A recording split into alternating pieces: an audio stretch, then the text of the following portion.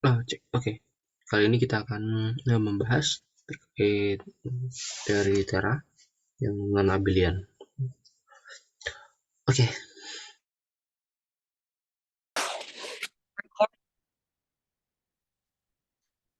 Oke, kita setelah kemarin sudah membahas tentang classical aspek dari non-abelian cage theory, sekarang kita masuk ke tujuan atau ya inti pembahasannya, yaitu adalah membahas tentang perturbative condition dari non-abelian cage theory. We are now ready to consider the quantum theory of Yang-Mills. In the first few sections, we'll treat the path integral formally as an integral of infinite dimensional spaces without worrying about imposing a regularization. We'll turn to question about using renormalization to make sense of this formal integral in section 8.3. Jadi awalnya kita nggak usah memperdulikan regularisasi.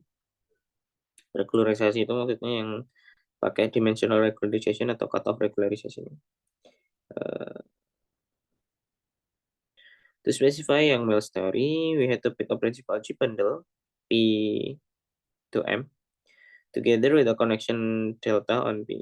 Ya, seperti yang kemarin kita bahas, kalau mau membangun suatu teori Yang-Mills, kita perlu memilih prinsipal G bundle dengan koneksinya. Jadi koneksi itu pilihan, kemudian struktur grupnya juga pilihan. So our first talk might be try to define the Yang-Mills partition function as, jadi karena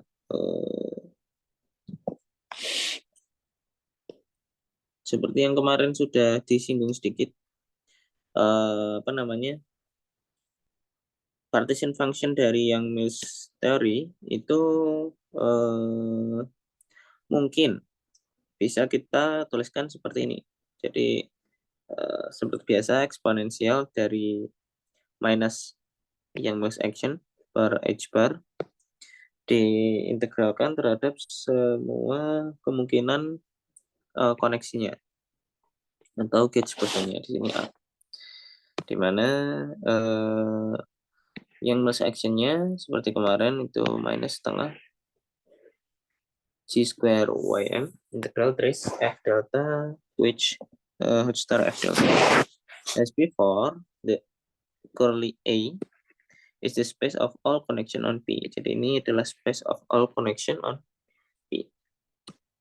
To understand what this integral might mean, first note that given any two connection delta and delta prime, the one parameter family delta tau itu equal tau delta ditambah 1 minus tau delta prime is also a connection for all t in the closed interval 0 to 1. Jadi ini kalau misalkan kita punya dua koneksi delta dan delta prime, maka ini juga merupakan koneksi si delta tau ini. Ya bisa dibuktikan dengan definisi koneksi, maksudnya mengecek apakah ini definisi koneksi. Kalau nggak salah ya, linear dan mengikuti Leibniz rule ya. For example, you can check that the right hand side has the behavior expected of a connection under any gauge transformation. Ya, atau juga yang right hand side ini juga mempunyai watak sebagaimana koneksi itu ada atau berubah relatif terhadap alih ragam Terra. This we can find a path in A between any two connection. Sehingga kita bisa mencari sebuah path dari di A antara sembarang dua koneksi.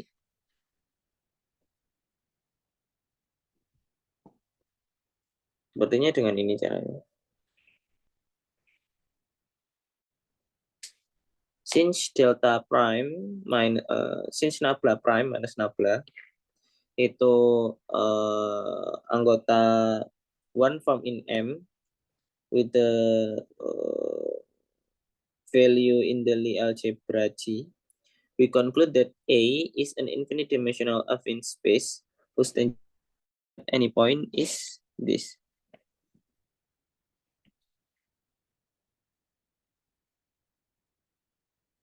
Jadi karena A itu adalah karena ini sembarang dua koneksi itu merupakan juga koneksi, maka dia adalah affine space ya. Jadi affine space itu ya intinya dia nggak punya origin gitu, atau yang nggak punya preferred origin. Whose tangent space at any point yang ruang singgungnya di tiap titik di A ini itu juga merupakan ruang ini juga, karena dia affine space. Jadi tangent space dari suatu affine space itu juga merupakan affine space itu sendiri. The infinite dimensional space of all G-valued covector on M. Ya, ini itu adalah infinite dimensional space of all G-valued covector on M, atau one form G-valued one form on M. In fact, it's easy to write down a flat L2 metric on A using a metric on M. Kemudian kita bisa menuliskan sebuah metrik yang flat di A itu dengan cara jadi kita definisikan metrik di A ya, di mana A tadi adalah space of all connection. Bagaimana kita tuliskannya? Jadi metrik di A itu adalah minus trace dari delta A, which delta A hot star. Dan secara lokal itu dia akan sama dengan ini.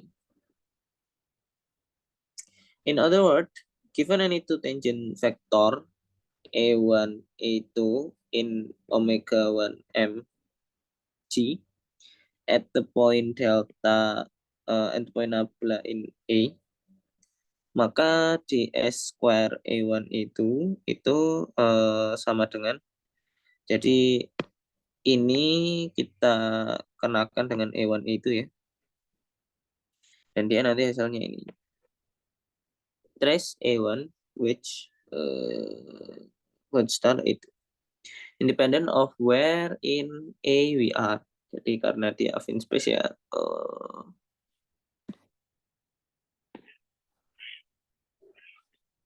apa namanya, jarak antara dua buah vektornya itu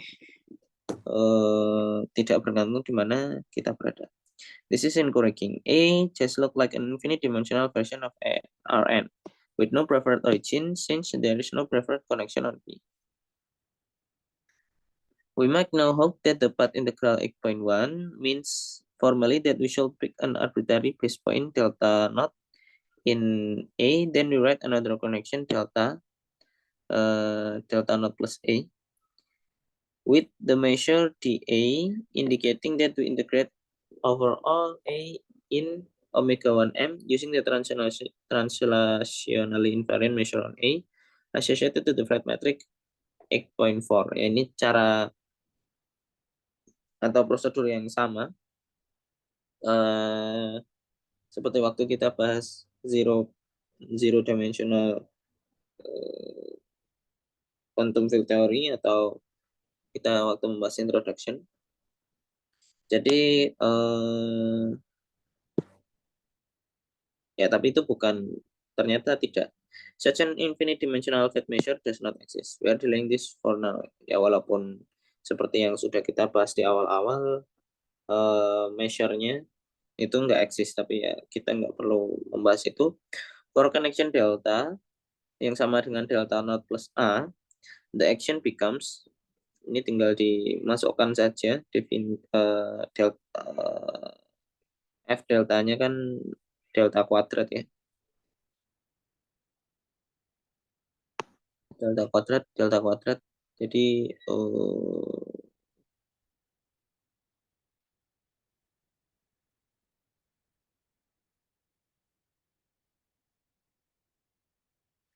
di mana delta kuadratnya itu ya delta not plus A kuadrat.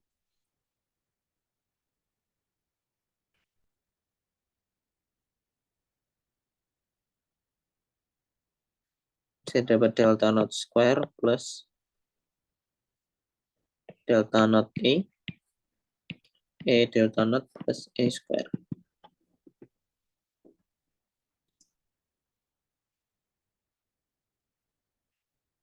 Nah, somehow E delta not-nya ini hilang. Sisanya cuma delta not square minus delta not E plus E square, which yang satunya juga.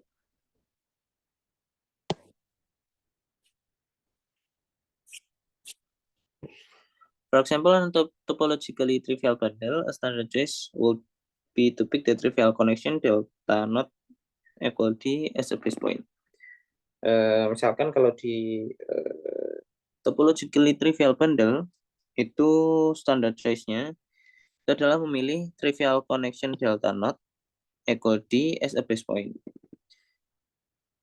Then F delta not equal 0 and the action takes the familiar form. Nah, sehingga F delta not-nya itu equal 0. Kenapa? Karena kalau nabla not D-nya, ini saya ketukar delta dan nabla ya.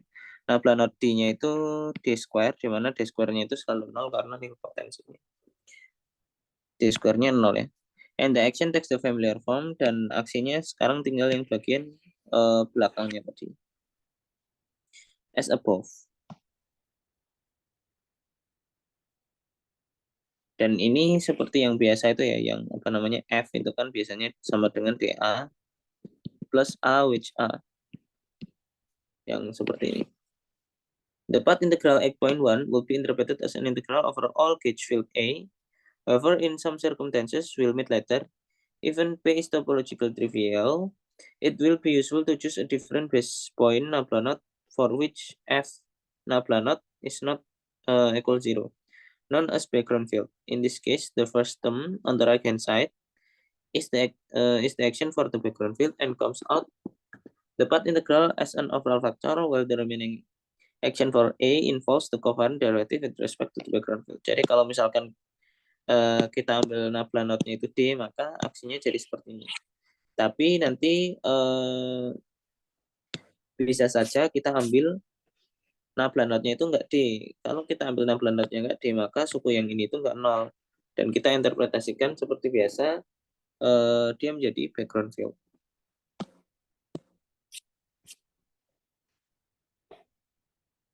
Of course, there's a problem. By construction, the Young's action was invariant under gauge transformation. So the integrand 8.1 is degenerate along gauge orbit. Nah, jadi karena yang Mills action itu invariant under gauge transformation, ya seperti yang sudah kita lihat di bab 6. The integrand 8.1 is degenerate along the gauge orbit. Maksudnya dia itu kalau along the gauge orbit, maksudnya gauge orbit adalah kalau kita ambil gauge, suatu gauge, kemudian kita gauge transformasikan, maka 8.1 itu harusnya menghasilkan suatu hal yang sama. Ini. Ya, jadi intinya kita harusnya bisa mengidentifikasikan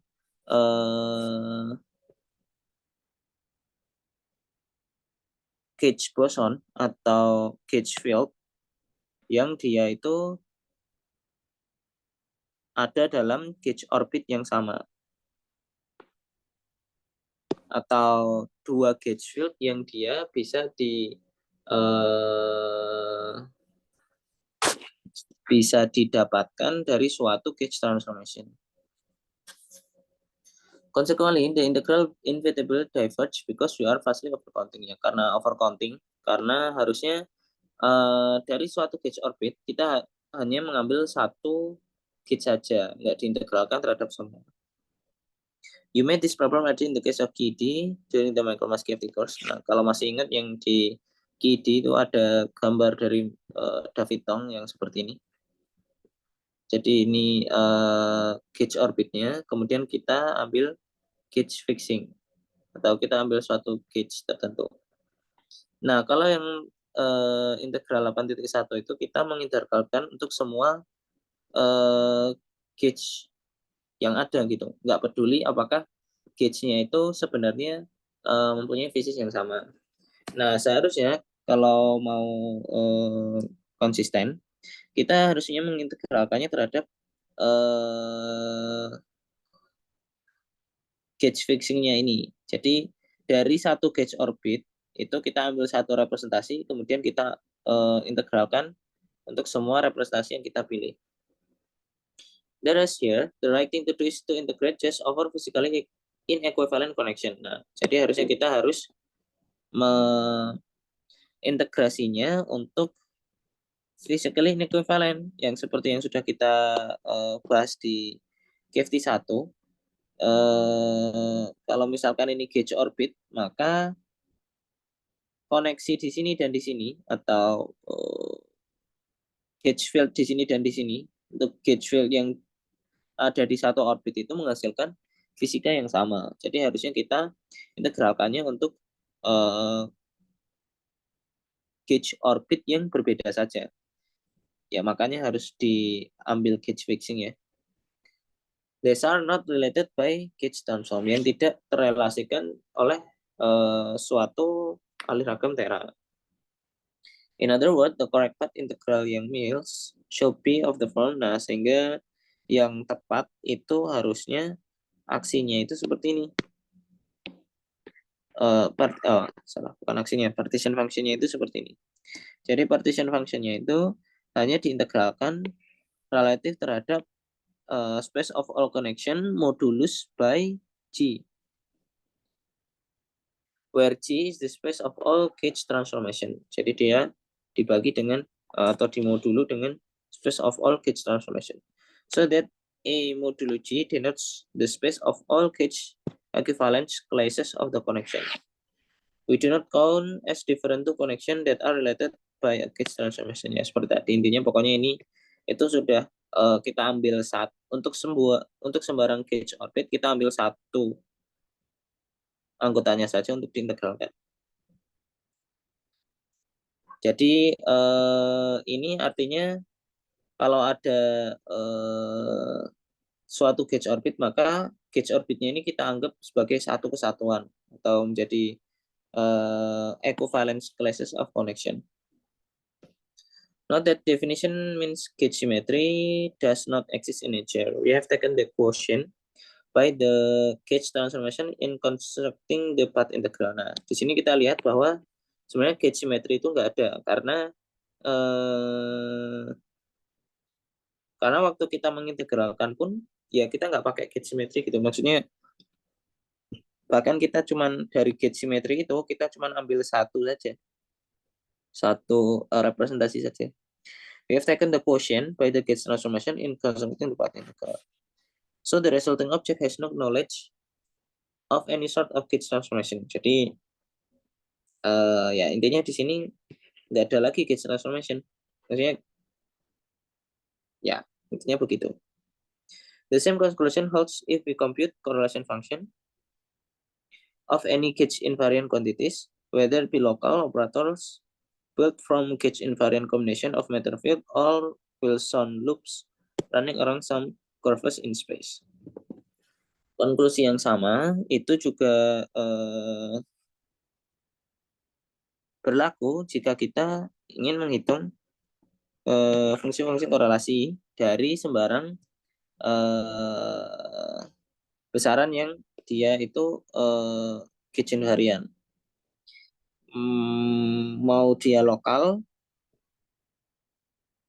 ataupun Wilson loop. Jadi Untuk sembarang kalaupun kita menghitung gauge fungsi korelasi itu gauge simetrinya itu kayak dalam tanda kutip itu nggak eksis.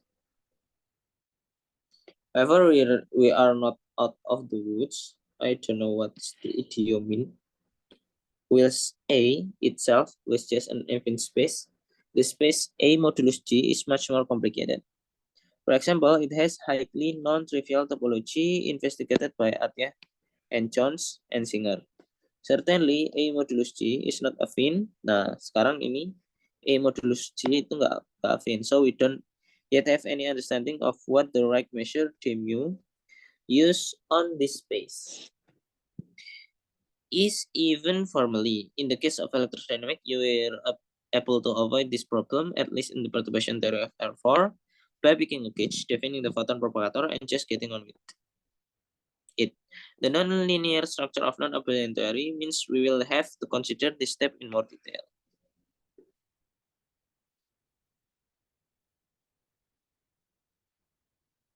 Oke, ke story ini bagaimana cara untuk mengkuantisasi.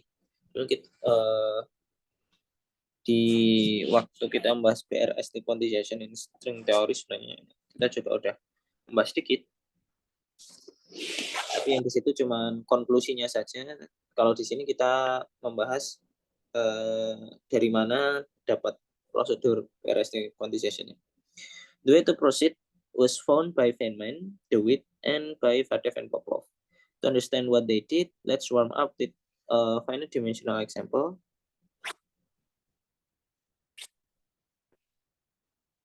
Ya, ini kita mau mengkonstruksi BRST quantization ya, tapi kita ambil contoh dulu. Suppose we have a function S, dia fungsi dari R square to R, defined at any point on the xy plane. And suppose further that this function is invariant under rotation. Nah, misalkan fungsi ini itu invariant terhadap rotasi of the plane around the origin. We think S xy as playing role of our action for a field. Jadi ini itu kita anggap sebagai aksi dari medan X dan Y. Whilst the rotation represent gauge transformation. Dan transformasi rotasinya itu kita anggap sebagai gauge transformation. Leaving this action invariant. Of course, rotational invariance implies that, nah, karena dia rotational invariant, maka yang menjadi degree of freedom itu sebenarnya hanya radiusnya saja ya. Karena sembarang titik dengan radius yang sama itu bisa kita putar dan aksinya itu akan menghasilkan suatu hal yang sama. Where HR is some function of the radius. We easily compute, dan ini kita ganti ya menjadi spherical coordinate seperti biasa, 2pi 0 integral drr sxy-nya kita ganti menjadi HR, which will make sense for superficially will behave fr. Kok fr? Harusnya hr. The vector 2pi, ya ini waktu kita membahas bab, saya lupa bab 5 sepertinya ada ya. 2pi itu adalah volume SO2. Ya, jadi ada transformasi untuk di bab 5 kita membahas bagaimana cara mengubah measure-nya dari Euclidean menuju sembarang dimensi spherical coordinate. Appears here because the original integral was rotationally symmetric. It represents the redundancy in the expression of the left 8.9. Ya, ini karena d theta-nya itu ini nggak bergantung dengan theta ya. Jadi ya kalau ya intinya karena dia nggak bergantung dengan theta, theta-nya bisa kita integralkan dari 0 sampai 2pi. In the case of Yang-Mills, if integrated over space curly A of all connections rather than A modulus G, the redundancy will be infinite. Nah, karena kita bekerja di infinite dimension of space of all connection, maka ini jadinya volume kalau masih ingat ya, volume SD-1. Kalau D-nya infinite ya berarti nanti volumenya infinite, jadinya redundancy-nya infinite. Terus the vol G computed using the Haar measure on G is finite if the structure G is compact. The volume walaupun volume G itu compact, the volume space of all Gibbs transformation is infinite. Aristotle, you can think of it as a copy of volume G at each point of M. Ya karena ini itu adalah bisa kita pandang sebagai volume G di tiap titik point of M, maka dia infinite.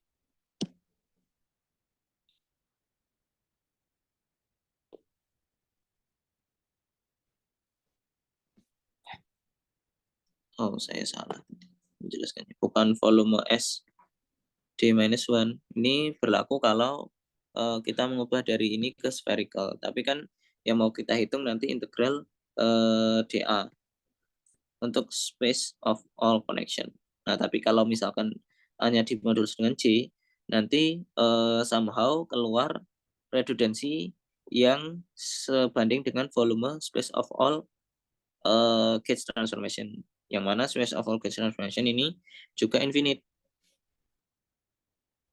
Karena dia merupakan copy of volume G at each point of M. Jadi nggak diubahnya ke spherical coordinate, tapi ke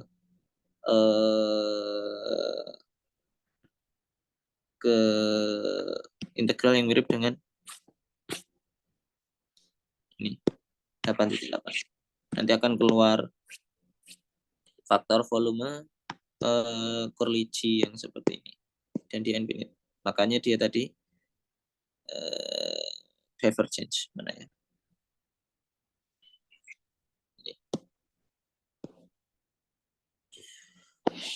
What we like to do is understand how to keep the analogy of ini integral 0 to infinity RR exponential minus HR in the Gibbs theory case without the redundancy factor. Nah, kemudian kalau misalkan di Gibbs theory itu analog dari integral itu gimana? However, neither the right set of Gibbs invariant variables analogous to R nor to the right measure A modulus G generalizing RDR are obvious in the infinite dimensional case. Nah, tapi kalau di kasus dimensi yang infinite itu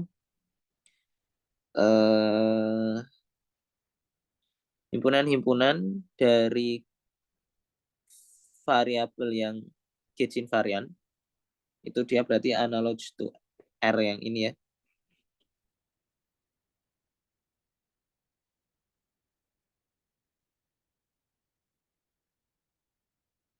Atau yang ini, yang RDHR ini. Nor the right measure modulus HE generalizing the RDR ya, yang memperumum RDR itu tidak jelas kalau di dimensi infinite. Returning 8.9 kita consider ini lagi. Suppose C is any curve traveling out from the origin that intersects every circle of constant radius exactly once. Nah, ini ya misalkan C itu adalah kurva yang dari origin, jadi kan ada radius gini ya. Dan kurvanya itu hanya kurvanya itu intersect every circle of constant radius exactly once. Jadi dia intersect satu untuk setiap radius. Jadi dia nggak boleh kayak gini. Kayak gini berarti dia interseksinya 2 kali ya. More specifically, let fx be some function. Jadi ini secara intuitifnya. Kemudian kita bahas secara rigornya, atau ya secara rigornya. let fx be some function such that I for any point x in R2, there exists a rotation R in SO2 so that FRX equals 0. Jadi misalkan ada suatu fungsi fx yang untuk setiap poin di R square itu ada suatu rotasi R sedemikian rupa sehingga kita selalu bisa mengambil ini. Kita selalu bisa mendapatkan nilai F0 dengan cara merotasikan koordinatnya. And F is not degenerate in the orbit. Dan F-nya itu tidak degenerate. Dalam artian, Frx equal Fx if and only if R is the identity. Di intinya dia yang menghasilkan nilai 0 ini itu hanya satu R saja. Jadi hanya satu rotasi saja yang bisa mendapatkan Frx sama dengan 0. Frx sama dengan 0 itu nanti kita anggap titik di mana dia ini ya intersect dengan si konstan radius itu. Footnote 76. Technically, we should restrict to R square minus origin. To ensure this condition holds for smooth function as xy, the subtlety won't affect our results and I will ignore it henceforth. Ya, sebenarnya kita harus remove origin ya, tapi ya sudah. The curve, nah kemudian kurva C-nya itu, di mana kurva C-nya itu yang kita ingin, itu hanya intersects exactly once on the every circle of constant radius. Bisa kita definisikan seperti ini. Jadi C itu sama dengan X anggota R square sedemikian rupa sehingga Fx-nya sama dengan 0. Dimana F-nya itu fungsi yang memenuhi ini ya. Then intersect every orbit of the rotation group. Then it is intersect every orbit of the rotation group exactly once. And we can think of C subset R square as a way to embed the orbit space. Ini jadi ada orbit space ini ya. R square minus not ini adalah space of all field kita. Dan SO2 ini adalah gauge space of all gauge transformation kita. Dan ini modulo ini itu sama dengan R yang lebih dari 0. Karena tadi sudah kita bahas. Jadi ini dibagi ini itu hasilnya adalah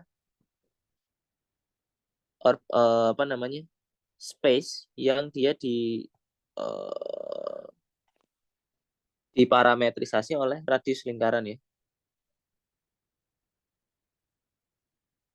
Sehingga karena radius dari lingkaran itu dari 0 sampai tak hingga, maka ini dia isomorfisme dengan ini. Kalau mau lebih jelas tentang ini bisa dilihat di Schuler differential anatomy of differential geometry for theoretical physicists atau buku-buku differential geometry yang lain. This non-degeneracy property means that Fx itself is certainly not rotational invariant. Nah, sehingga dari non-degeneracy property dari F itu mengindikasikan bahwa fungsi Fx-nya itu sebenarnya tidak rotationally invariant. Ya karena kita mengambil preferensi nilai Frx yang sama itu hanya ketika R-nya sama dengan identity. Kalau dia rotational invariant, harusnya Frx sama dengan Fx untuk semua R. Gitu. Tapi enggak, sehingga dia enggak rotational invariant. In anticipation of the application to Young's theory, we call Fx the gauge fixing. Nah, nanti kalau mau kita generalisasikan ke Yang-Mills teori, fx-nya itu kita sebut dengan gauge fixing function. Dan kurva C itu kita namai atau definisikan sebagai gauge slice. Jadi seperti yang tadi ya, kalau misalkan ini radiusnya, kita bisa ambil satu dengan menggunakan kurva C, kita bisa mengambil satu gauge field yang dia itu physically inequivalent. Karena untuk radius yang berbeda ini, itu dia menghasilkan fisika yang berbeda. Tapi kalau radiusnya sama, itu dia menghasilkan fisika yang sama. Makanya kita ambil satu anggota dari kelas-kelas ekuivalen dari physically equivalent gauge field-nya itu. Oke. Now consider the integral. Misalkan sekarang kita punya integral yang seperti ini. Kita kali dengan delta Dirac fx. Ini sama kayak yang tadi, cuman kita kali dengan delta Dirac fx over all of r square. Clearly the delta function represents the integral to the gauge slice. Nah, jadi karena delta function ini, maka kita hanya menghitung integral ini hanya di gauge slice-nya ya. However, the actual value we get depends on our choice of specific function fx. Nah, tapi bisa kita lihat di sini. For example, even replacing f to cf for some constant c, an operation which preserve the curvature c. Jadi kalaupun kita ganti ini, itu yang membedakan hanya kecepatan kurvanya ya. Jadi c-nya itu tetap. Nah, walaupun kita mengganti f menjadi cf, itu akan mengurangi atau akan merubah integralnya itu dengan suatu faktor 1/c.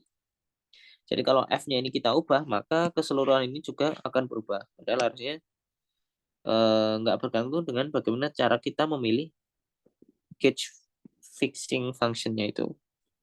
Thus we cannot regard 8.10 as an integral over the modulus space r square minus origin modulo SO2.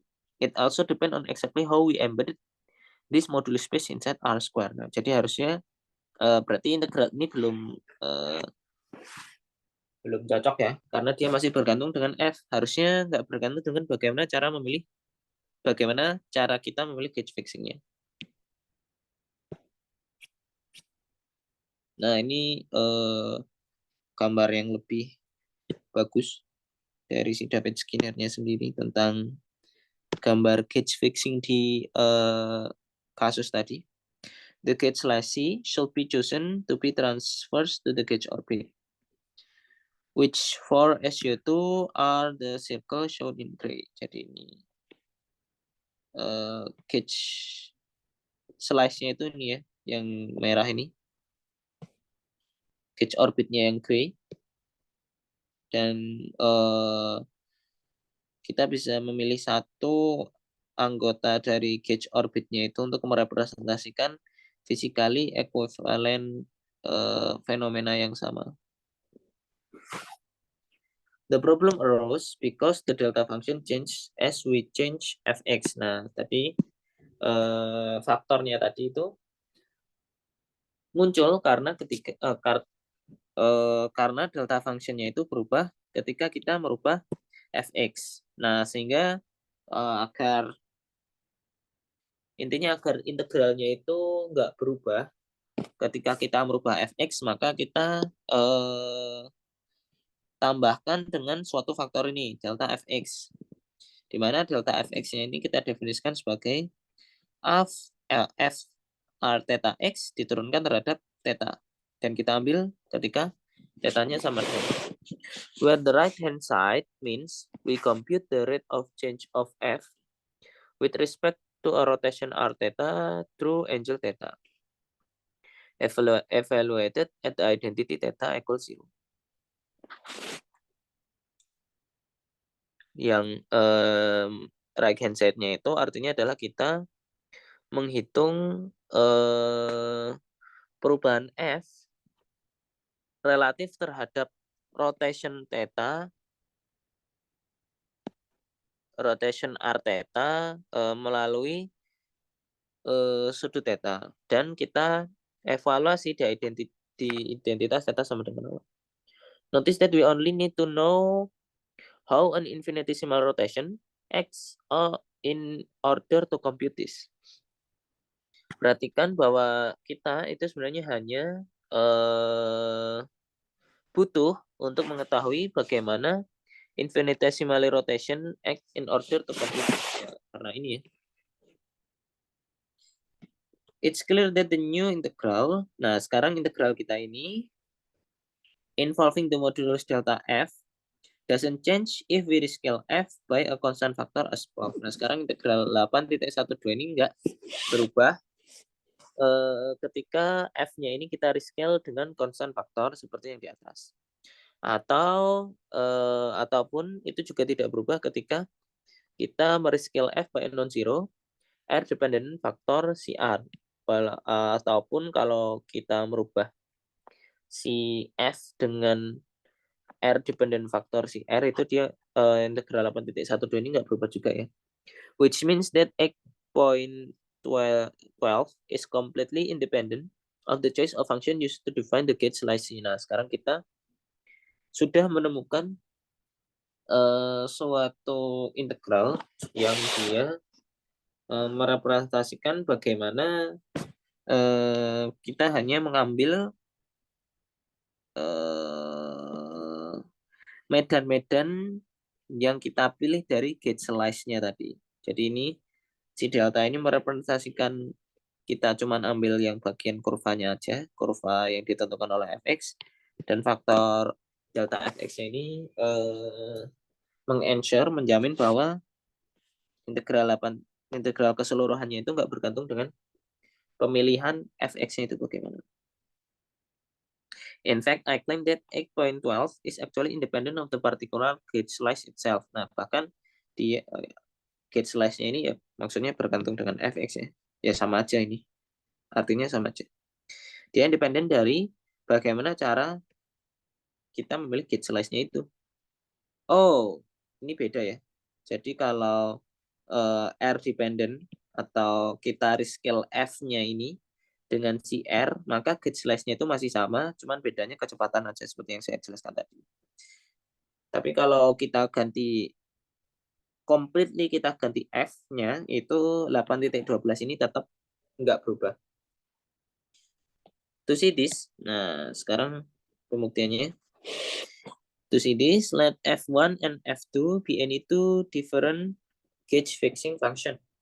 Misalkan F1 dan F2 itu adalah dua buah fungsi gauge fixing yang berbeda. Ini prosedur yang standar ya untuk membuktikan bahwa hasilnya itu unik. Jadi misalkan kita pakai dua hal yang berbeda, nanti kalau ternyata 8.12 itu menghasilkan 8.12 yang sama, maka ya berarti 8.12 itu independen terhadap particular gauge slice choice. Oke, misalkan F1 dan F2 itu dua different gauge fixing functions. Since the curve C1 or 2, they define each intersect every orbit as U2 uniquely. We can always rotate C1 into C2. Jadi, provided we allow ourselves to rotate by different amounts of different value of the radius R. Jadi misalkan kita punya suatu gauge fixing ini ya, itu C1 misalkan, ini misalkan C1, nah kemudian ada C2, di mana C2-nya seperti ini, misalkan, ini C2, nah kita selalu bisa mengubah C1 menjadi C2 dengan cara memutar satu titik di sini, ya kita putar gitu. Jadi Tetapi pemutaran di tiap titiknya ini berbeda tergantung radiusnya. Ya kalau caranya kayak gitu selalu bisa ya. Selalu kita bisa mengubah C1 menjadi C2 atau C2 menjadi C1. Dengan catatan itu tadi we allow ourselves to rotate different amounts at different value of the radius r. Then we must have, nah sehingga kita punya F2 itu proporsional terhadap F1 yang sudah kita putar, tapi pemutarannya itu tergantung dengan radiusnya ya. For some r dependent rotation R1 to R. And where the proportionality factor depend at most on the radius. Dan proportional faktornya itu depend at most on the radius.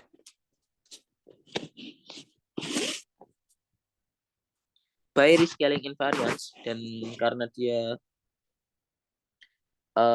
F2 dan F1-nya ini dalam tanda kutip cuma berbeda secara rescale. Ini maksudnya ini akan sama dengan suatu fungsi yang dia bergantung dengan R ya. Maksudnya proportional to factor depend at most on the radius.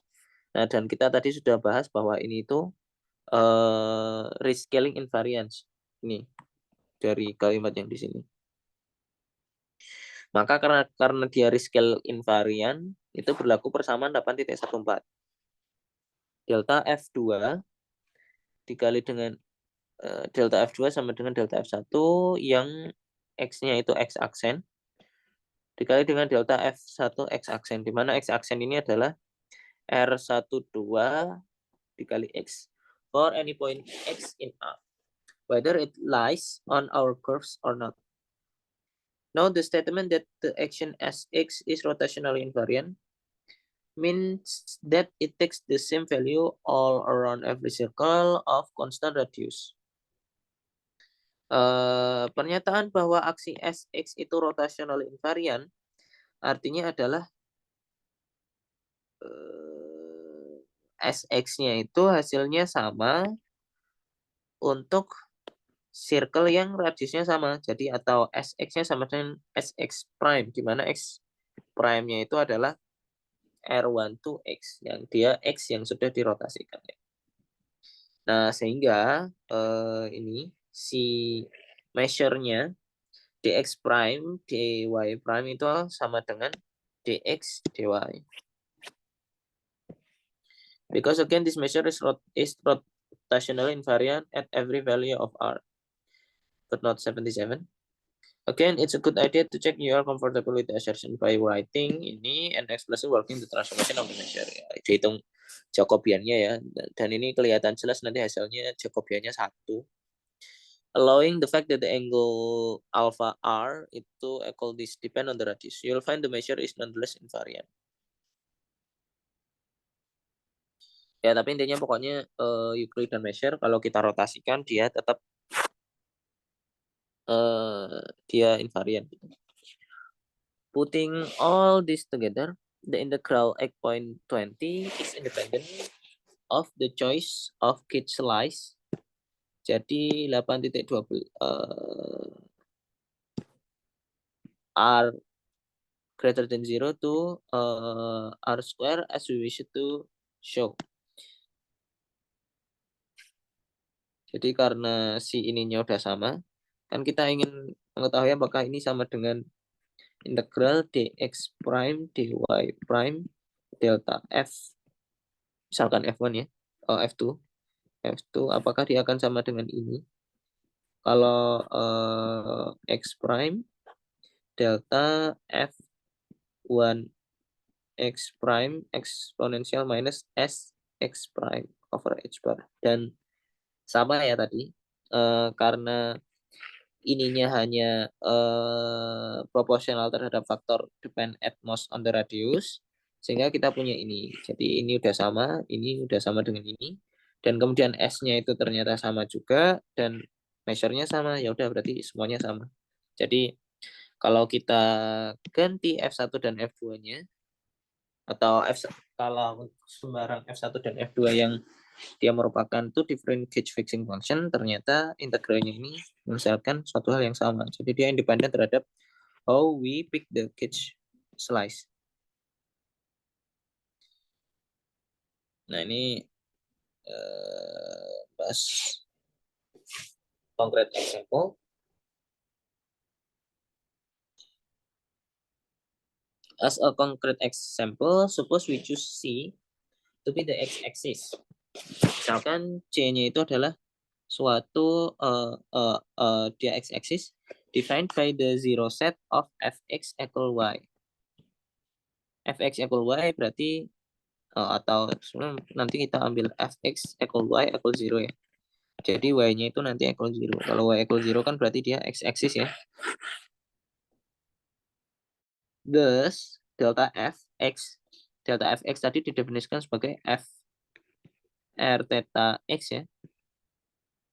Nah, r theta x itu ya ini y, dan ini udah f r theta x itu ini definisinya. Dan kalau kita turunkan terhadap theta dan kita ambil theta sama dengan 0, hasilnya minus x ya. Yang karena sin diturunkan jadi cos, ini jadi sin diambil theta sama dengan 0, hilang. Cos diambil theta sama dengan 0, 1. Misalnya ini. And therefore our integral x.20 becomes, sehingga integral kita menjadi ini delta f ya, kenapa delta f-nya jadi minus x dan modulus minus x ya x.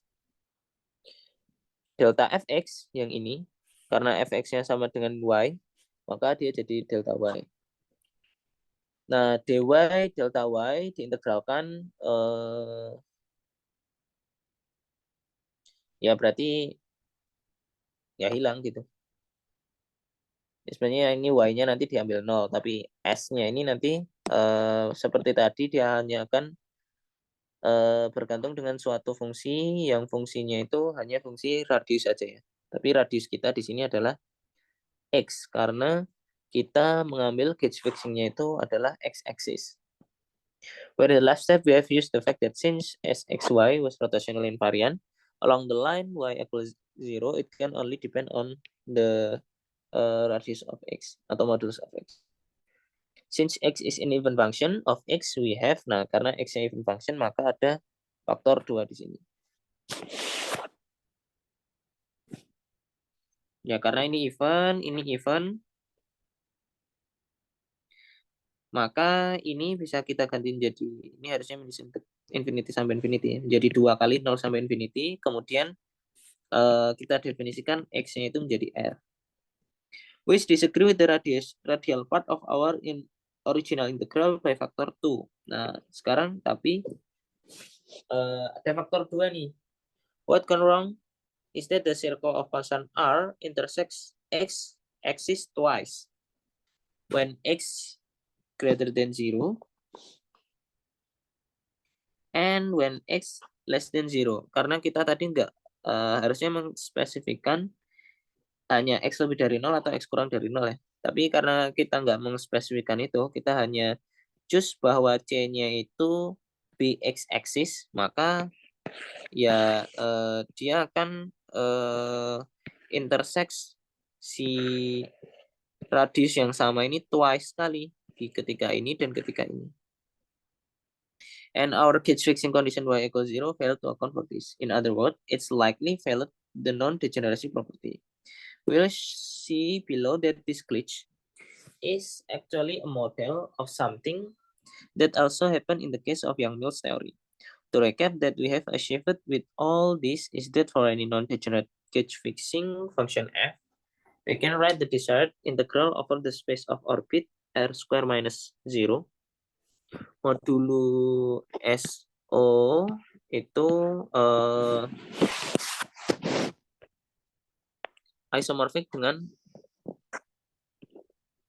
garis R yang lebih dari 0. S. Dan kita lihat bahwa nanti hal tadi yang misalkan dia intersect 2 kali itu akan juga terjadi di case of Yang-Mills theory. Nah, untuk recap apa yang sudah kita dapatkan sampai saat ini. For any non-degenerate gauge fixing function f, untuk sembarang gauge fixing function yang non-degenerate, we can write the desired integral over the space of orbit. Kita bisa menuliskan integral kita terhadap space of orbit ini menjadi ini sama dengan 1 over ZSO2 integral terhadap ini. Jadi ada faktor ini sekarang. 1 over ZSO2. Where ZSO2 equal to is the number of element of the center of SO2. Maksudnya center of SO2 ini adalah anggota SO2 yang komut dengan semua anggota SO2 yang lain. Dan kalau anggota SO2 yang komut dengan semua anggota SO2 yang lain itu adalah plus I dan minus I ya. Makanya dia 2. ZSO2-nya 2. Bisa dilihat di group theory. The point is that the expression on the right hand side refers only to function and coordinates on the affine space R square. Jadi ini 8.19 ini yang right hand side-nya itu hanya refers only function and coordinate on the affine space R square and use only the standard measure dx dy on R square, dan dia ya hanya menggunakan standard measure on R square. Berbeda dengan di sini dia sudah kayak diubah-ubah gitu. When the gauge orbit have dimension greater than 1, we must impose several gauge fixing function f(a). One for each transformation parameter theta a. Jadi kalau gauge orbitnya itu punya dimensi lebih dari 1. Kalau di sini gauge orbitnya 1 ya dimensinya, karena ya dia SO2. Atau gauge orbitnya kan circle-nya tadi, dan circle-nya ini kan atau inilah ini. Nah ini space of orbitnya itu ini. Dia dimensinya 1 sehingga makanya gauge fixingnya 1. Nah tapi kalau nanti misalkan gauge orbitnya itu dimensinya lebih dari 1, maka untuk tiap dimensinya itu harus ada gauge fixing condition untuk masing-masing transformasi parameter theta. Then we take the integral to include a factor. Nah sehingga karena gauge fixingnya nanti ada banyak atau ada 1 untuk setiap dimensi dari gauge orbitnya, maka kita kalikan faktor ini untuk A, untuk semua A, atau untuk semua gauge fixing yang ada.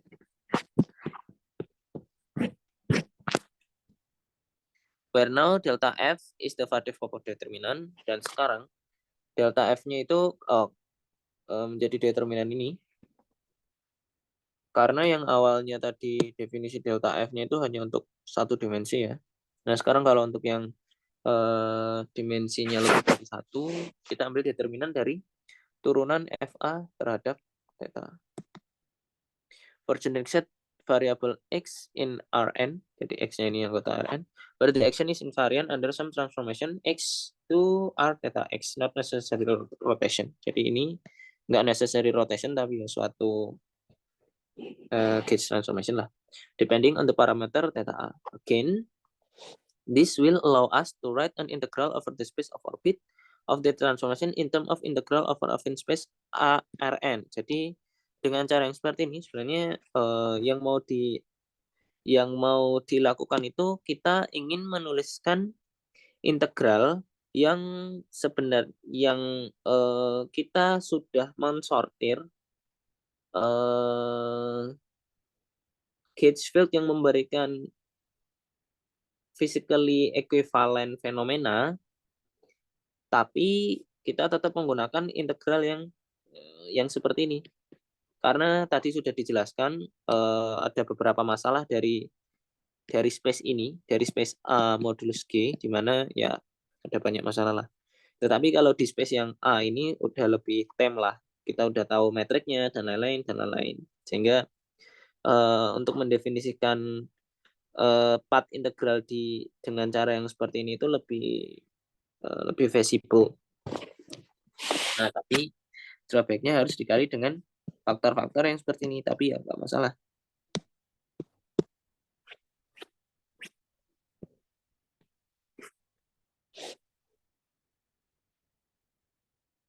Makanya tadi dia bilang ini. Again, this will allow us to write an integral over the space of orbit of this transformation in terms of the integral over the affine space Rn. Ya, karena itu yang ingin kita lakukan. These are things we have access in the gauge theory case, where the affine space in the question is space A of all gauge field, and the transformation group is the space of G of all gauge transformation. Armed with these ideas, we now turn to the case of gauge theory. Footnote 78. Modulo, as always, the problem that there are no Lebesgue in measure on A. This is what we will treat with the renormalization.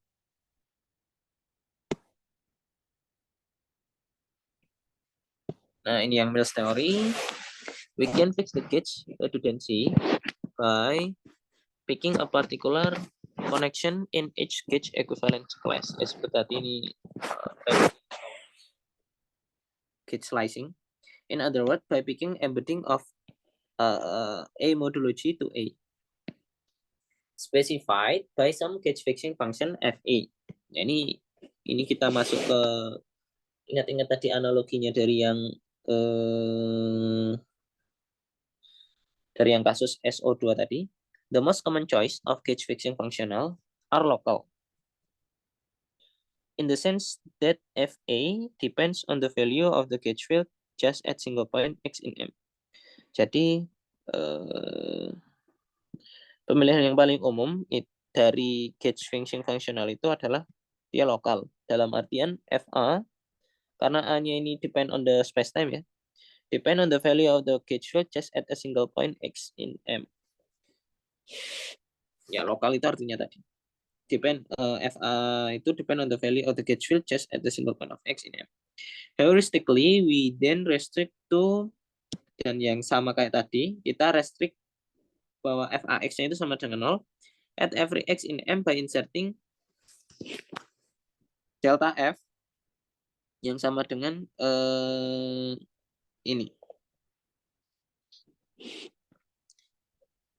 Perkalian untuk semua X di M, ini sangat banyak sekali ya. In the path integral. We'll consider how to interpret this infinite dimensional delta function below. Dan kemudian Faddeev-Popov determinannya kalau di gauge teori case itu akan jadi seperti ini. Jadi lihat perbedaannya, dia jadi variasi, kemudian ininya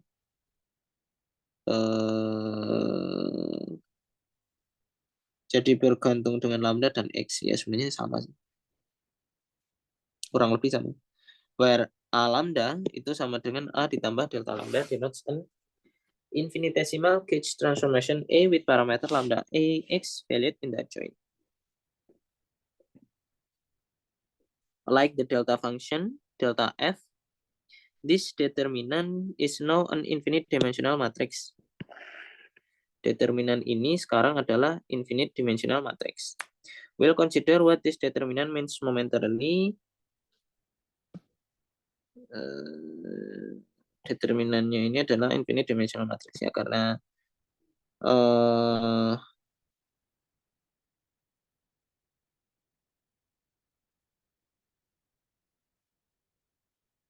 sepertinya A dan B-nya ini dia kan tadi bergantung dengan X ini ya, makanya dia infinite dimensional matrix. We'll consider what this determinant means momentarily with this ingredient. Our yang most path integral can be written as, nah sekarang masuk ke intinya. Maka yang tadi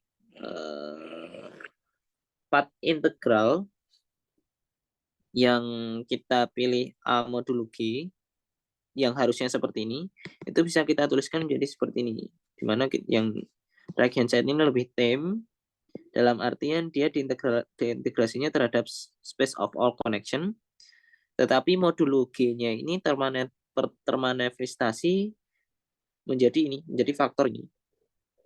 Delta F, di mana delta F-nya itu tadi disebut dengan Vadev-Popov determinan, dan juga delta function dari gauge fixing function.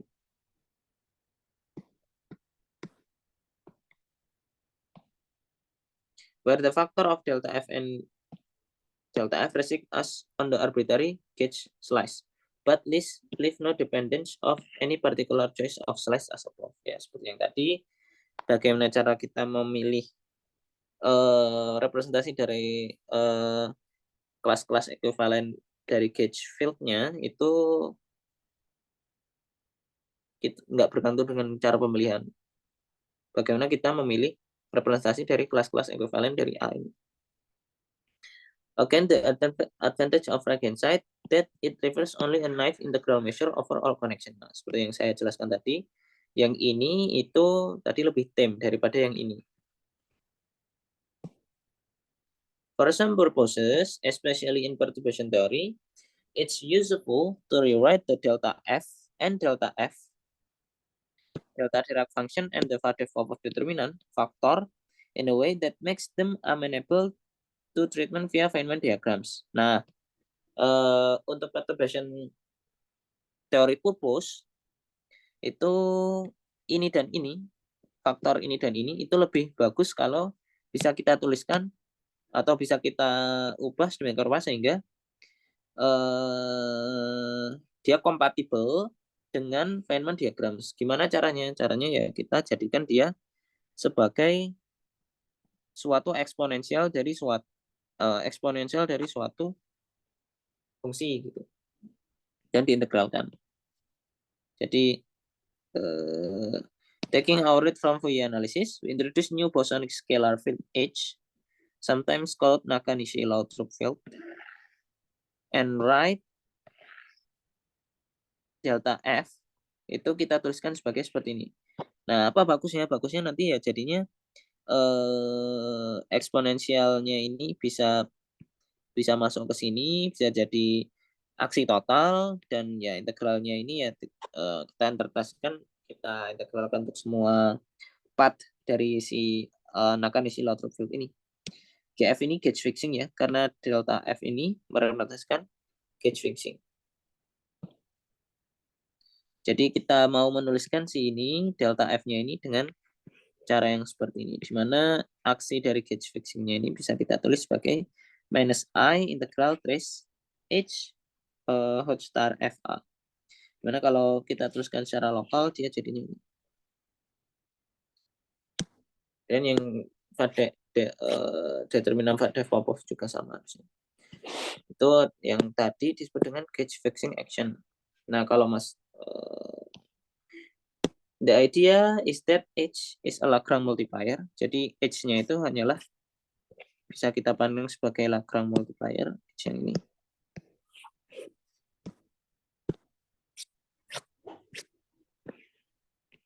Performing the path integral over H imposes FA X sama dengan 0 throughout M. Notice that since we needed one gauge fixing condition,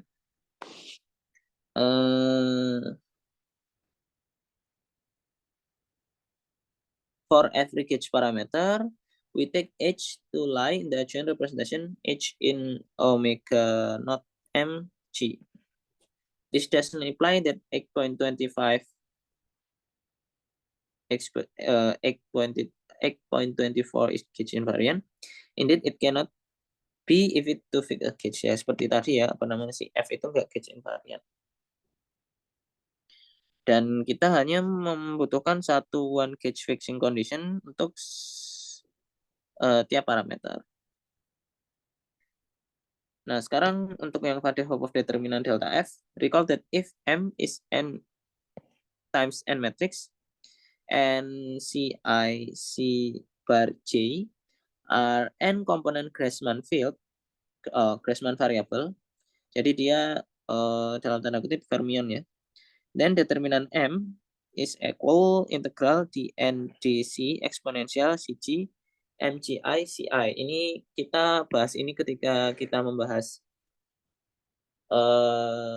zero dimensional quantum field theory ya. Jadi determinan dari suatu M yang isinya adalah Grassmann field itu bisa kita dapetin dari ini. Atau kebalikannya sih. Integral ini itu hasilnya adalah determinan ini. Nanti bisa dilihat di bab 1 atau bab 2. Applying the same idea, here we have footnote 79. One can show the determinant is positive definite, at least in the neighborhood of the trivial connection. Thus, for the purpose of perturbation theory around the trivial background, we can drop the module sign. Non-perturbatively must be more non-perturbatively we must be more careful.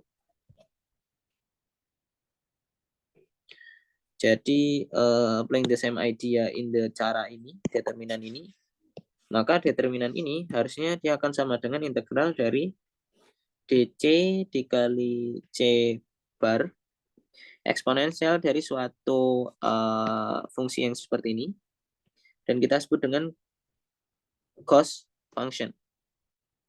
Dan dia bergantung dengan C bar, C, dan koneksinya. Di mana aksi cosnya itu sama dengan integral untuk M kali M, ya karena ini DC dan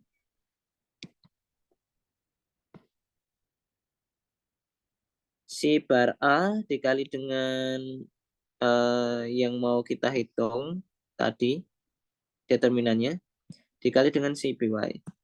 And the field CA and C bar A are fermion scalars. Dia adalah fermion scalar. Again, the value in the adjoint representation of value in the adjoint representation of G. They are known as cos and anti-cos. Putting everything together, our Yang-Mills path integral can finally be written as. Nah, sehingga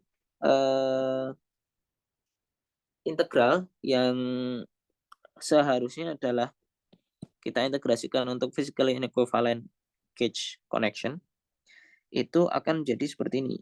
Jadi dia dA, di mana dA-nya ini enggak terrestrict, tetapi dikali dengan cos, anti-cos, dan Nakanishi Lathrop field. Dan eksponensialnya menjadi ada suku tambahan aksi cos, dan gauge fixing. Kalau masih ingat, ini adalah prosedur yang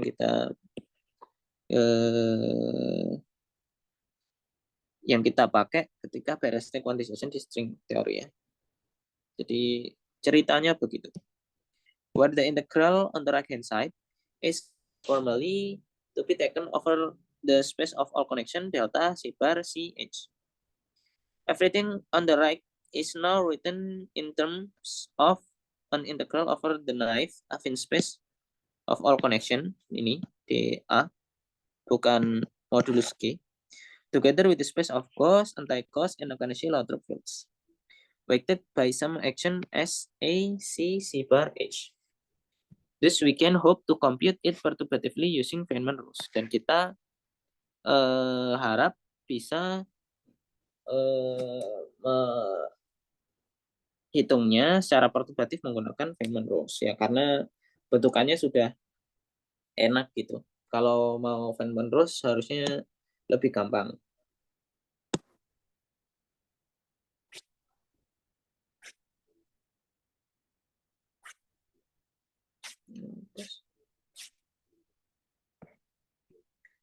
Let's now make all this more concrete by seeing how it works in example. Nah, sekarang kita mau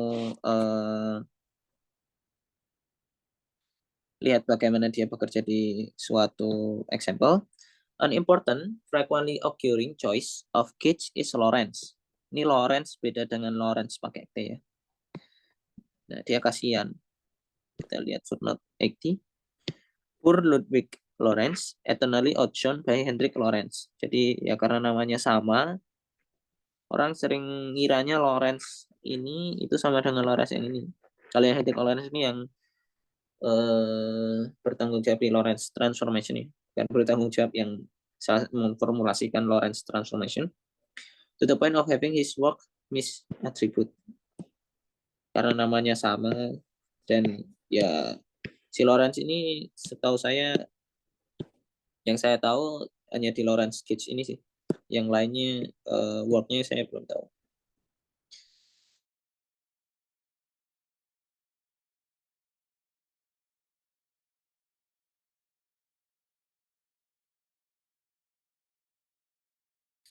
We pick the trivial connection delta and impose that A or B. Ini gauge fixingnya ya. Gauge fixing dari Lorentz gauge. Jadi Lorentz gauge-nya itu ini. Partial mu A mu sama dengan 0. Nah, kemudian kita pahami dia sebagai FA. For all X in M and for all one-dimensional G. An obvious reason to want to work in Lorentz gauge is that in the important case MG RD delta, it respects the SOD invariance of the flat Euclidean. Salah satu alasan untuk bekerja di Lorentz gauge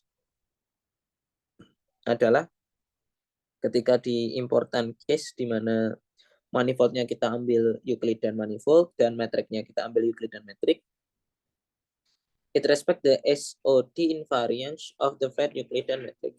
Dia si Lorentz gauge ini respect atau respect. Intinya dia SOD invariant. Ya, intinya dia SOD invariant. Under an infinitesimal gauge transformation with parameter lambda A, the gauge will transform as seperti ini. Jadi ini gauge field-nya itu bertransformasi seperti ini untuk sembarang parameter lambda A. Jadi dia ada suku ini ya. Ini kita belum menspesifikkan G-nya itu apa. So the gauge variation of the Lorentz gauge fixing function, gauge fixing condition is, jadi ini A-nya kita ini kan sama dengan ini ya. Kemudian A mu-nya kita ubah menjadi ini. Sehingga dia akan sama dengan menggunakan Leibniz rule ini, kemudian turunan dari yang belakangnya. Consequently, the matrix appearing the Faddeev-Popov determinant is. Nah, kemudian kalau kita mau menghitung Faddeev-Popov determinannya, atau bukan Faddeev, apa namanya, suatu sebelum dikasih determinannya ya, matriksnya yang akan dideterminankan itu adalah kalau kita turunkan terhadap lambda berarti sisa yang bagian ini saja ya. Bentar. Kalau kita turunkan terhadap lambda ini hilang. Ini kalau kita turunkan terhadap lambda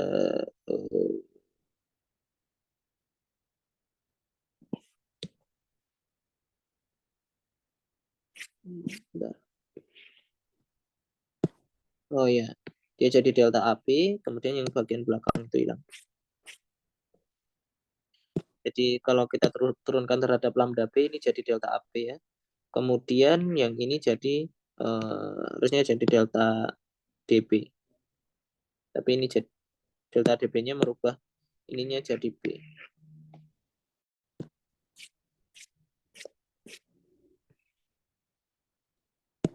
Ini jadi B. Kemudian faktor X dan Y-nya jadi delta Dirac di dimension. Kemudian si ini bisa kita identifikasi menjadi ini.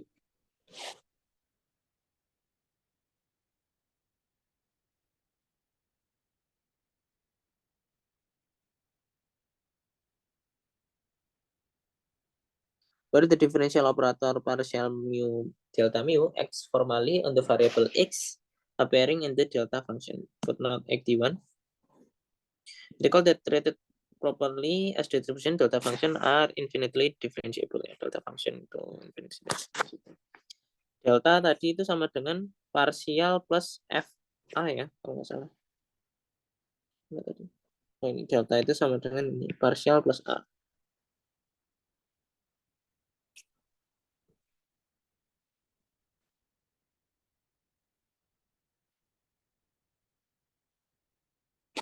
Makanya ada AB di sini karena untuk menginkorporasi si AB di sini dan AB di sini. This delta function arose because our gauge fixing condition was local. The object partial mu delta mu lambda lives in one point x, so we get nothing if we vary it with respect to change in lambda at some other point. Using this result in the cos action yields, jadi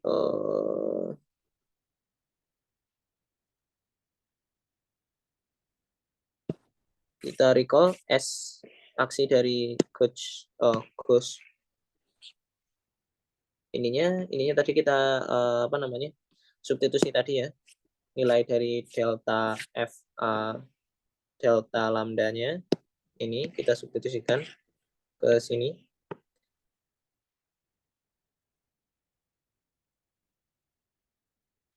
Kemudian delta dy-nya itu mengubah semua y menjadi x. Jadi si by-nya ini jadi si x. Tapi males menulis jadi nggak usah ditulis apa namanya. Argumennya. Kemudian kita lihat dia ini AB, B, B-nya ini Einstein summation jadinya A di sini. Kemudian ini minus ya, minus delta ini kita pindah ke sini atau parsialnya ini kita pindah ke sini menggunakan integration by part sehingga dia jadi ini. Kemudian dikali minus ya, kalau apa namanya prosedur biasa integration by part. Kemudian ini itu kalau mau ditulis secara lebih kompak dia sama dengan ini minus 2 trace DC bar which delta 16. Where the first step we integrated out the y using the delta function. Seperti yang saya jelaskan, recollect the differential operator only care about x.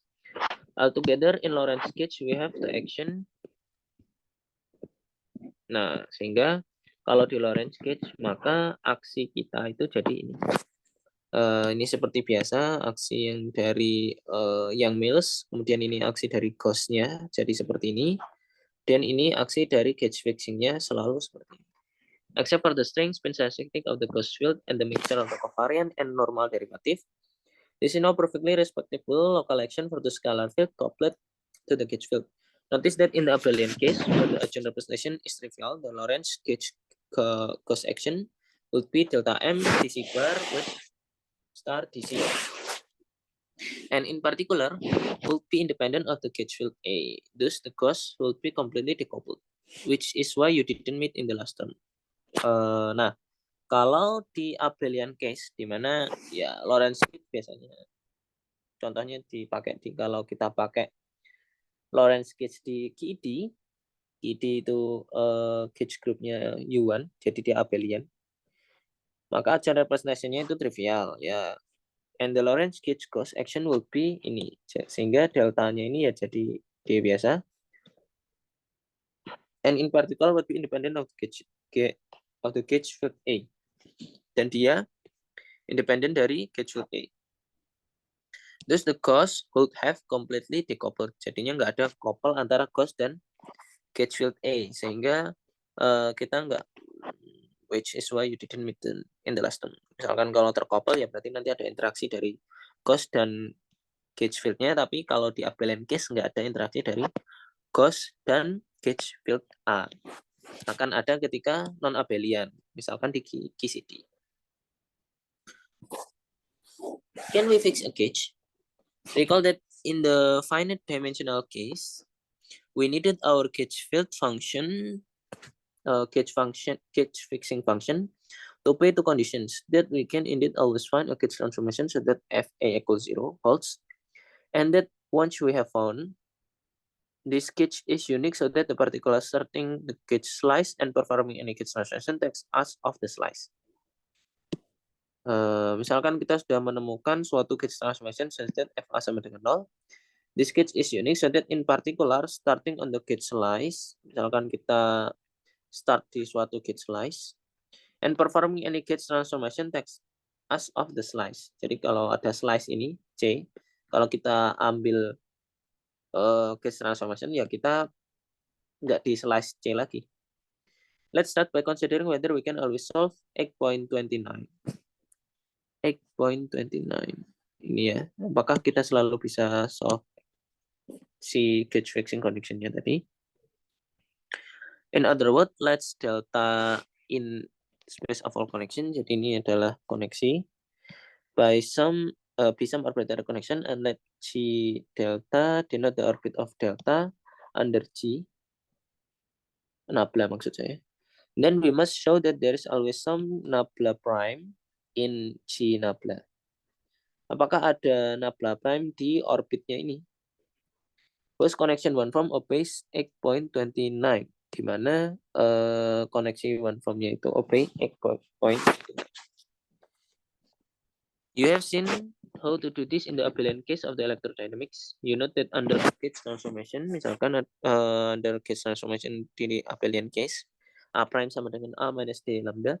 For some lambda, the condition that A be in Lorentz gauge says, kalau dia di Lorentz gauge berarti partial mu A prime-nya 0. Nah, A prime-nya kita substitusikan A minus D lambda, jadi dia berubah menjadi partial mu minus delta lambda, where delta is the Laplacian on M. Regarding, ya karena ini nanti jadi partial mu lambda ya, dan partial lambdanya kita ganti jadi Laplacian. Regarding this as condition on lambda, we must solve delta lambda equal u, where ux equal partial mu mu x is essentially arbitrary. This can always be done provided u is orthogonal to the kernel of the adjoint Laplacian, the L square norm on Mg. However, the Laplacian is self-adjoint. Self-adjoint artinya dia si Hotstar-nya ini bisa si deltanya ini bisa kita pindah ke sini. Ini mirip dengan self-adjoinity di quantum mechanics ya. And kernel delta consists of constant functions. Since u in kernel delta then, nah karena u itu kernel dari delta, berarti karena kalau dia kernel, maka ini sama dengan 0 ya. Ingat definisi kernel itu adalah kalau dia fungsinya itu dievaluasi di u, berarti dia 0. Nah, karena dia kernel maka dia 0, kemudian karena dia self adjoint maka deltanya bisa pindah ke sana. Is that right?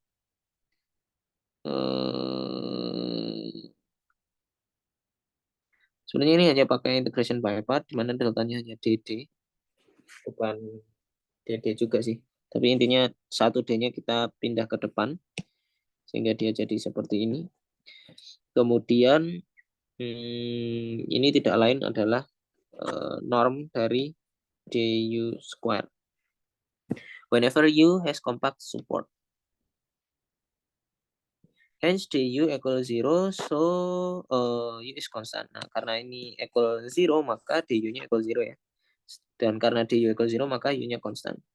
Thus, for any general electromagnetic potential A mu, we can find a gauge transformation that puts it in Lorentz gauge. Sehingga untuk sembarang electromagnetic potential A mu, kita selalu bisa memilih, kita selalu bisa menemukan suatu gauge transformation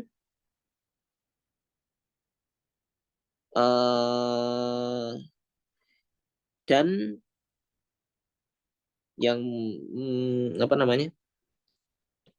memenuhi Lorentz gauge.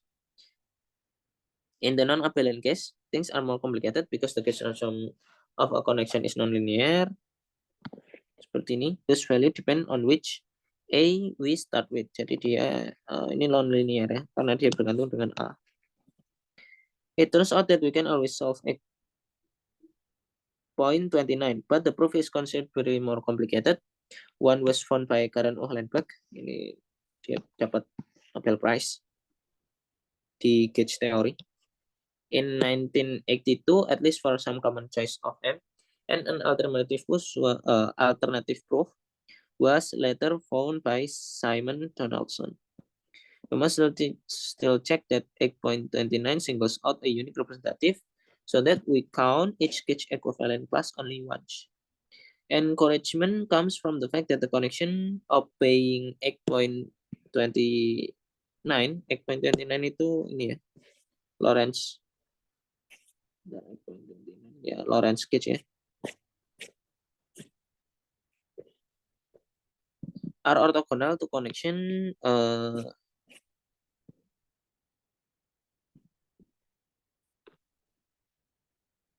jadi connection yang obeying Lorentz gauge itu orthogonal terhadap connection that are pure gauge with respect to the L square matrix on A.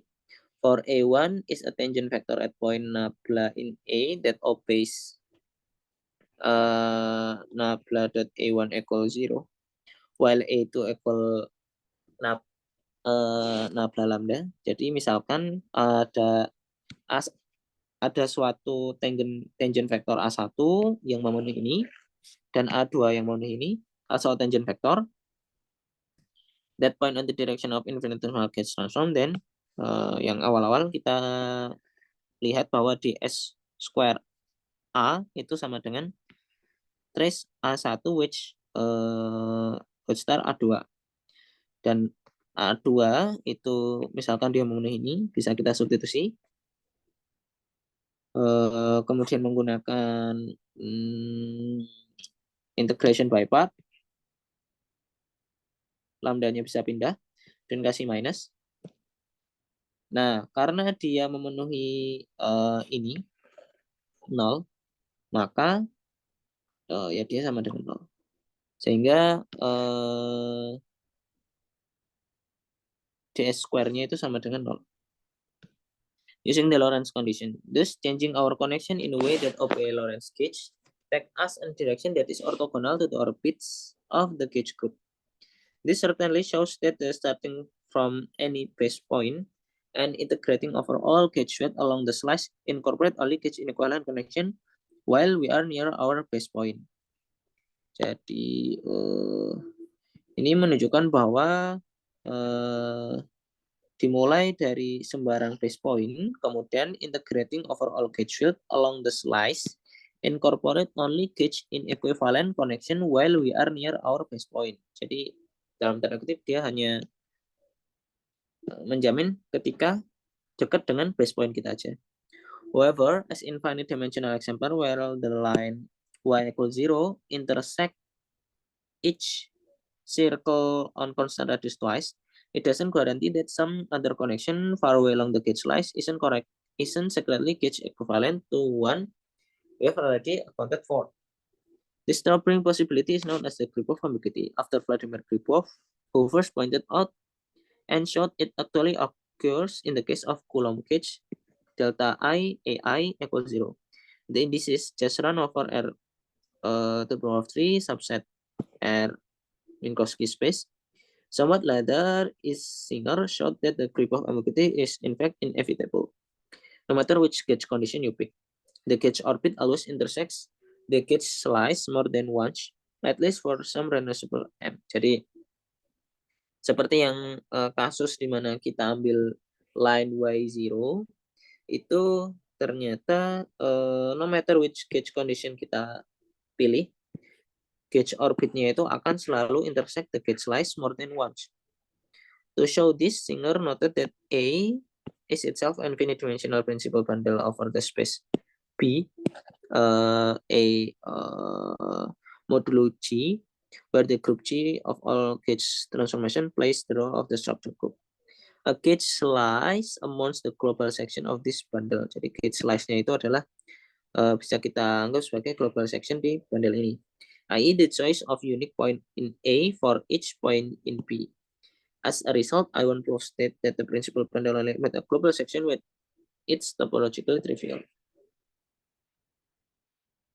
Intinya hasilnya adalah menunjukkan bahwa prinsipal bundle-nya ini AB itu only admit a global section when its topological trivial. So the existence of a global gauge slice would imply, nah berarti kalau ada global gauge slice, berarti kalau global berarti dia hanya intersects once only ya. Kalau dia hanya intersects once only, maka karena A-nya trivial, maka A-nya bisa kita tuliskan menjadi B cross G. Since A is an affine space, clearly the homotopy groupnya itu 0 for all K greater than 0. i.e. A itself is topologically trivial and has no non-contractible cycle. However, Singer computed that pi K itu tidak sama dengan 0. Oh, ternyata pi K-nya tidak sama dengan 0. Terus, for at some K greater than 0, we say that there are some non-contractible cycle in the space of the right hand side. Nah, sehingga A-nya itu nggak trivially, bukan principal bundle yang trivial, sehingga nggak ada global section. Kalau nggak ada global section berarti gauge slice-nya itu bisa kena 2 kali. So A is non-trivial as a principal bundle and no global gauge choice exists. In practice, we will work perturbatively, meaning that we never venture far enough from our chosen base point. Nah, karena kita secara praktek itu hanya bekerja secara perturbatif, sehingga kita hanya melihat di dekat base point, maka masalah-masalah ini nggak akan mengusik kita. To meet any group of copies. Oh, namanya group of copies. Menarik. Non-perturbatively. Nah, tapi secara kalau non-perturbatif, we have to cover A modulo G with different coordinate pages. Pick different gauge in each one and then piece them together at the end. I'm not aware of anyone actually trying to do this. Ya, belum ada yang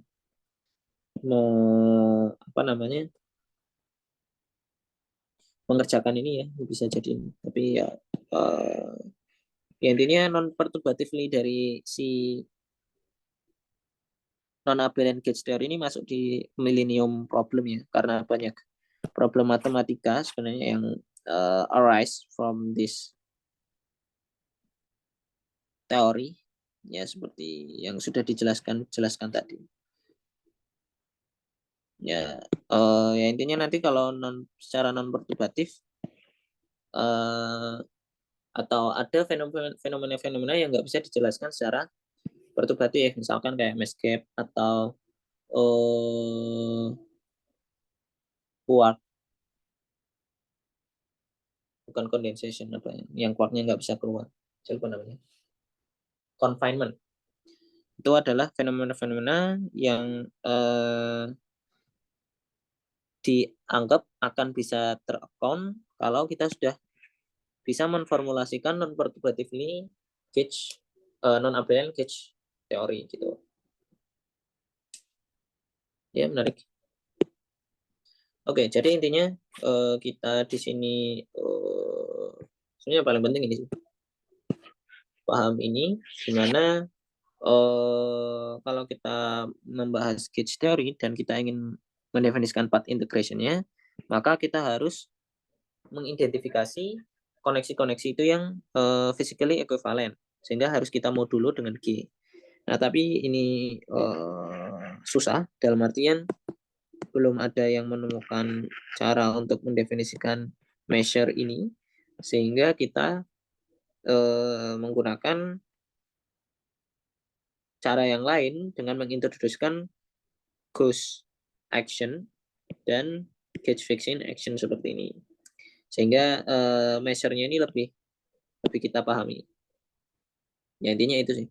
Kalau mau kuantisasinya secara path integration ya pakai ini. Walaupun nanti kita pakai perturbatif. Oke, di pertemuan selanjutnya kita akan membahas lebih dalam, dan cara ini itu disebut, kalau saya nggak salah disebut BRST quantization ya. Besok kita akan membahas lebih lanjut tentang BRST quantization.